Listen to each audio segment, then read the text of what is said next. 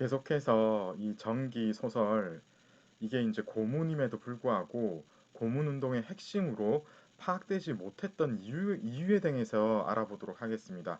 우리 책에서는 특히 이제 이 부분을 노신의 중국 소설 사략 중에서의 한 부분을 인용을 하고 있는데 타당하게 잘 인용을 한 것 같습니다.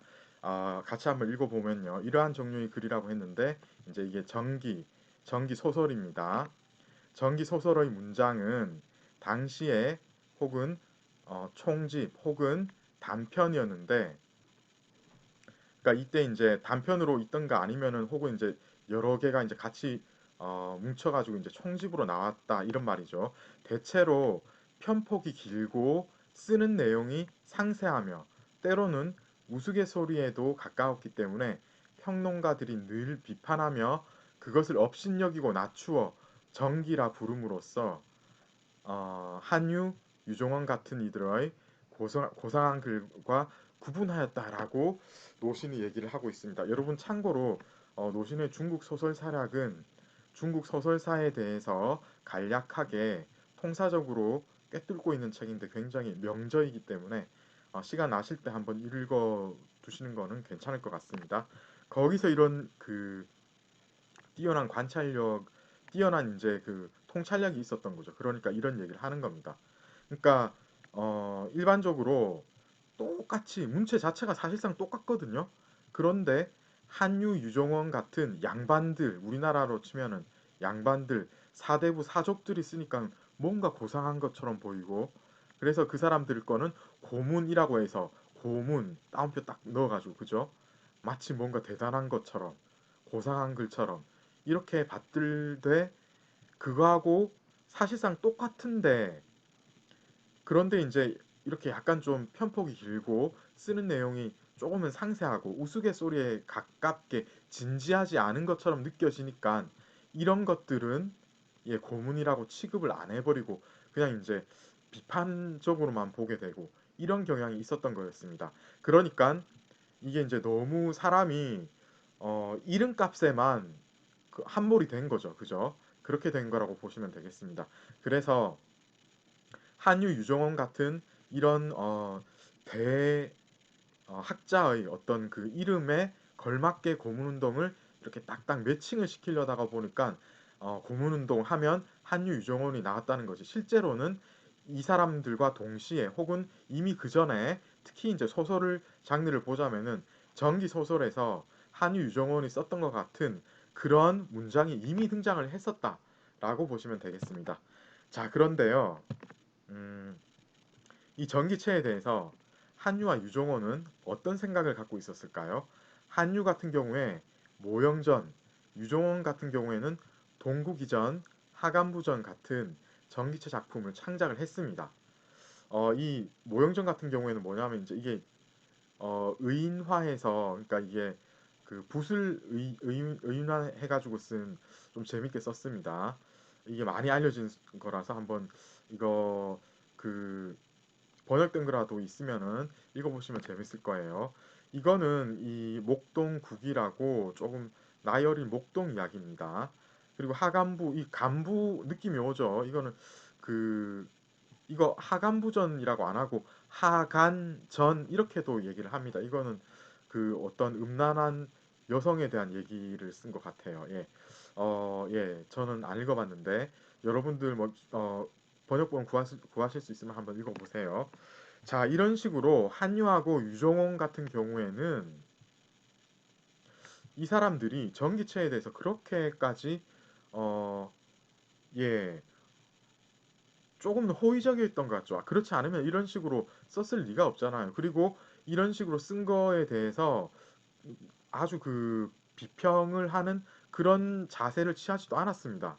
그러니까 이 사람들은 우호적인 입장이었죠. 그죠? 그런데 이럼에도 불구하고 다시 말씀드립니다만 전기는 고상한 글이 못 된다고 중국 문학자들은 선입견을 갖고 그 선입견이 몇천 년 동안 이어져 온 겁니다.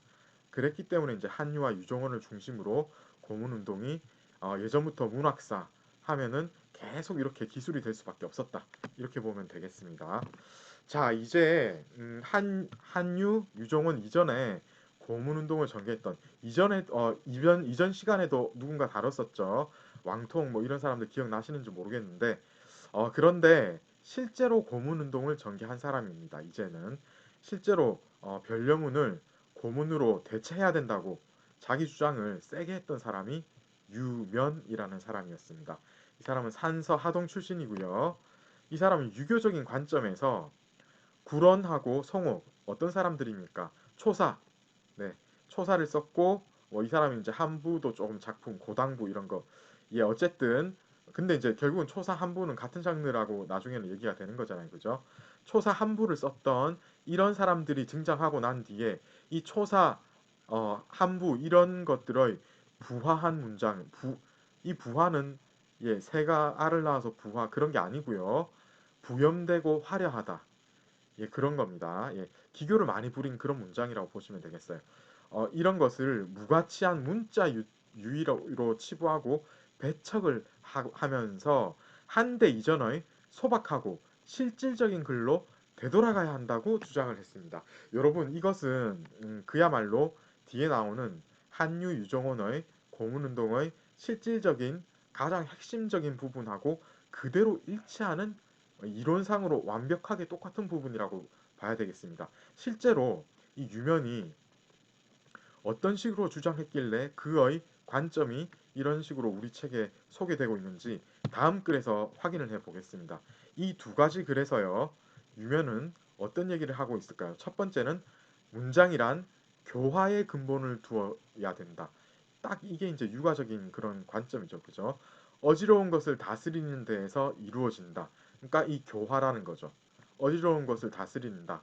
이거 자체가 교화입니다. 이게 이제 국풍으로 결국은 이어져야 된다. 시경 예전부터 계속 풍류 그 이야기하면서 나오는 거잖아요, 그죠? 그겁니다. 이제 국풍하고 풍류 뭐 결국 같은 말인데 풍간 예 높은 사람한테 공개를 해가지고 전체적으로 이제 그 어떤 나라의 기강을 바로 잡아야 되는 이게 바로 문학의 요체라고 생각을 했는데 여러분들 여기에 동의하십니까? 동의 안 되죠. 예. 계속 읽어보도록 하겠습니다. 그러므로 군자의 마음이 뜻이 되며 군자라고 나왔죠. 그러니까 군자가 아니면 문학을 못한다는 이런 약간 얼토당토하는 말을 하고 있는 겁니다. 군자의 말이 이루는 것이 문장이 되며 군자의 도를 논하는 것이 가르침이 되는 것이다. 그래서 구런 송옥 이래로 글을 짓는 사람들이 슬프고 아름다운 데 근본을 두고 허황한 것에만 힘을 써서 시경 풍요의 뜻 계속 이야기하지 않습니까? 않습니까? 이런 뜻이 없어져서 옛 뜻을 잃게 되었다라고 하면서 이 사람의 어떤 주장이 딱 드러났죠. 그래서 옛날 문체로 돌아가자 고문운동. 그렇지만 이 핵심은 문학의 일면만 얘기하는 것이고 그야말로 파시스트적인 나치적인 이런 생각입니다. 그러니까 고문운동이 전통적으로 굉장히 중요시되었지만 여러분 고문운동의 본질은 문학을 파괴하는 행위라고 보셔도 되겠어요. 자 계속해서 이 사람의 어떤 행위가 이 사람의 어떤 그 문학을 보는 관점이 어떻게 이어지고 있는지 살펴보도록 하겠습니다. 주나라 성왕 강왕이 죽자 시경 송 풍화송 할 때 그 송입니다. 예찬하는 거죠. 찬송을 하는 그런 겁니다.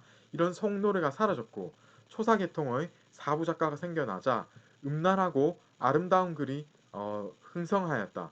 문장과 교화가 둘로 나뉘어졌던 것이다. 해서 문장 자체가 교화의 뜻을 담고 있어야지. 그러니까 교훈을 주지 않는 것은 문학이 아니라고 생각하는 편협된 이런 아이디어인 거죠.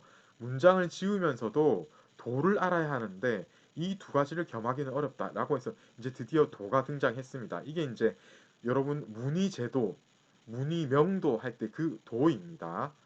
문장으로서 그 문장은 도를 전달하는 수단이 되어야 된다. 이게 이제 문의제도라는 말이고 따라서 이제 문학을 어떤 그 도학의 한 하부 개념으로 취급을 하는 그런 예, 요설이죠 한마디로 이런 이야기를 하고 있는 겁니다. 이를 겸하는 것은 위대한 군자의 일로 위로는 요임금, 순임금과 주공, 공자가 있었고 다음으로는 자유, 자하, 순자, 맹자가 있었으며 아래로는 한데 가희와 동중서 이런 사람들이 전부 어떤 유교의 성인에 해당되는 그런 사람들 아닙니까? 그래서 이제 바로 이제 공자를 중심으로 해서 나옵니다. 이 요임금, 순임금 이런 사람들은 다 상상 속의 인물들이고요. 주공 같은 경우에도 어, 실제로 그런 일이 육아의 어떤 정통을 이 사람이 이었는지는 후대에 이 실존하는 인물이긴 합니다만은 후대에 아마 상상이 많이 가필이 된 것 같습니다. 모든 일은 공자에서부터 시작이 되는 것입니다. 예, 그 다음에 이제 공자를 이은 자유, 자하 아시죠? 예, 제자들이고 그다음에 이제 순자, 맹자는 몇 달이 건넌 그런 사람들입니다. 몇 달이 건넌 제자들이고 이제 순자는 예, 이 순자도 이제 뭐 여러분들 착각하기 쉬운데 이 사람도 육아를 어떤 그 본바탕으로 했다. 그렇게 보시면 되겠습니다. 법과하고도 일맥상통하는 부분이 있죠. 복습을 한번 하면서 순자를 한번 더 살펴보세요. 그래서 이제 한대 가면은 이 가희, 동중서 이런 사람들이 전부 황실을 어, 치우켜 세우기 위해 가지고 유교를 그 황실에 맞추어서 약간 변형을 시킨 그런 인물들이었습니다. 특히 이제 동중서 같은 경우에는 음양오행론을 그 뭐야 이제 황실 한나라 유씨 황실에 유리하게 적용시키기 위해서 온갖 이제 그 뭔가 이제 미신 같은 그런 그 잡설들하고 결합을 시키는 그런 인물이죠. 가인은 여러분 기억하시죠? 이 사람 뭐를 썼다고요? 예. 생각 안 나시면은 복습을 해 보시면 되겠습니다. 자, 이런 식으로 이 유면이라는 사람이 처음으로 사실상 고문운동의 어떤 그 이론에 대해서는 다 얘기를 한 겁니다. 사실상 이 한유는 이것을 그대로 반복했다고 해도 과언이 아닙니다. 그런데 문제는 우리는 유면을 전혀 모르고 유면을 언급하는 사람은 사실상 없거든요. 이유는 무엇입니까? 예, 이것 때문인데 이 사람은 육아의 도를 결합시켜 문장이 사회를 교화하는 기능을 담당할 수 있어야 한다고 생각을 했는데 이럼으로 인해서 한유 유정원의 고문운동의 이론적인 바탕을 이 사람이 마침내 이제 마련을 했다라고 보시면 되겠습니다. 그런데 한유에 견줄 만한 그 어떤 작품, 그러니까 이론만 제시를 했지 실제로 창작 활동은 못했어요. 그렇기 때문에 이 사람의 이름은 사실상 사라지다시피 했다. 이렇게 보시면 되겠습니다. 우리 책은 또 여기에 대해서 안타까움을 표현하고 있는데 글쎄요, 저는 또 다른 입장이기 때문에 예, 계속 예, 저는 그 고문운동에 대해서 뭐 좋게 생각하는 사람들도 있지만 저는 말씀드렸다시피 그렇게 이제 그렇게 좋게까지만은 볼 수 없다. 이거는 편협하고 편파된 그런 운동이었다. 이렇게 저는 보고 있습니다. 자, 이제 이렇게 해서 고문운동의 전 단계를 거의 다 했고요. 이제 본격적인 고문운동. 한유는 어떤 얘기를 했습니까? 유종호는 어떤 얘기를 했습니까? 여기에 대해서 바로 보도록 하겠습니다.